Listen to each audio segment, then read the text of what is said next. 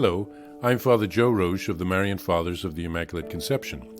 Thank you for joining us as we continue with our year-long journey reading the diary of St. Maria Faustina Kowalska from beginning to end. Today we take up from where we left off, beginning with diary entry number 628. On the evening of the last day, before my departure from Vilnius, an elderly sister revealed the condition of her soul to me. She said that she had already been suffering interiorly for several years, that it seemed to her that all her confessions had been bad, and that she had doubts as to whether the Lord Jesus had forgiven her. I asked her if she had ever told her confessor about this. She answered that she had spoken many times about this to her confessors, and the confessors are always telling me to be at peace. But still I suffer very much, and nothing brings me relief, and it constantly seems to me that God has not forgiven me. I answered, "You should obey your confessor, sister, and be fully at peace, because this is certainly a temptation." But she entreated me with tears in her eyes to ask Jesus if he had forgiven her, and whether her confessions had been good or not. I answered forcefully, "Ask him yourself, sister, if you don't believe your confessors." But she clutched my hand and did not want to let me go until I gave her an answer, and she kept asking me to pray for her and to let her know what Jesus would tell me about her. Crying bitterly, she would not let me go, and said to me, "I know that the Lord Jesus speaks to you, sister." Since she was clutching my hand, and I could not wrench myself away, I promised her I would pray for her. In the evening, during benediction, I heard these words in my soul: "Tell her that her disbelief wounds my heart more than the sins she committed."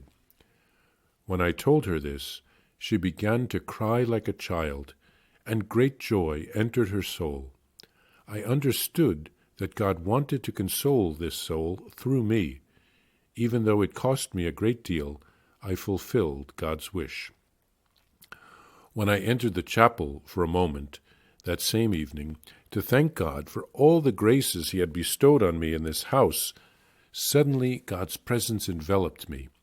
I felt like a child in the hands of the best of fathers, and I heard these words: "Do not fear anything. I am always with you." His love penetrated my whole being.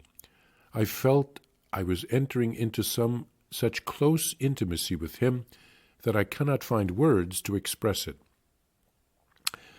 Then I saw one of the 7 spirits near me, radiant as at other times, under a form of light. I constantly saw him beside me when I was riding on the train. I saw an angel standing on every church we passed, but surrounded by a light which was paler than that of the spirit who was accompanying me on the journey. And each of these spirits who were guarding the churches bowed his head to the spirit who was near me. When I entered the convent gate at Warsaw, the spirit disappeared. I thanked God for his goodness, that he gives us angels for companions. Oh, how little people reflect on the fact that they always have beside them such a guest, and at the same time a witness to everything. Remember, sinners, that you likewise have a witness to all your deeds. O my Jesus, your goodness surpasses all understanding, and no one will exhaust your mercy. Damnation is for the soul who wants to be damned, but for the one who desires salvation, there is the inexhaustible ocean of the Lord's mercy to draw from. How can a small vessel contain the unfathomable ocean? Here, Sister Faustina tells the story of an elderly sister who doubted that she had been forgiven by God. Her confessors assured her that she had been forgiven.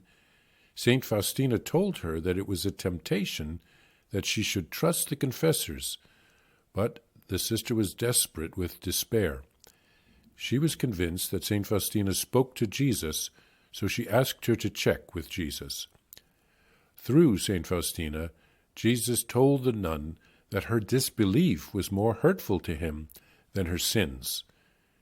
It seems that this finally convinced the nun to believe that she had been forgiven.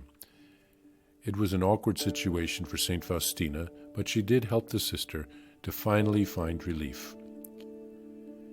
St. Faustina made a visit to the chapel before leaving Vilnius to thank God for all the graces that she had received in that religious house. And God reassured her, telling her not to fear. When she took the train to Warsaw, she was accompanied by one of the 7 spirits. There are 7 spirits mentioned in the book of Revelation. She was able to see this angel visibly, so perhaps it was a very important angelic being that stood next to her and accompanied her on the trip. She said there was also an angel on every church that they passed, but these angels had a paler light around each of them, and they bowed down to the angel that was accompanying St. Faustina. And then that angel disappeared when she got to the convent in Warsaw. So she thanked God for the grace, and we should acknowledge our guardian angels who are always accompanying us, and to remember that they are witnesses to all that we do, both the good and the bad.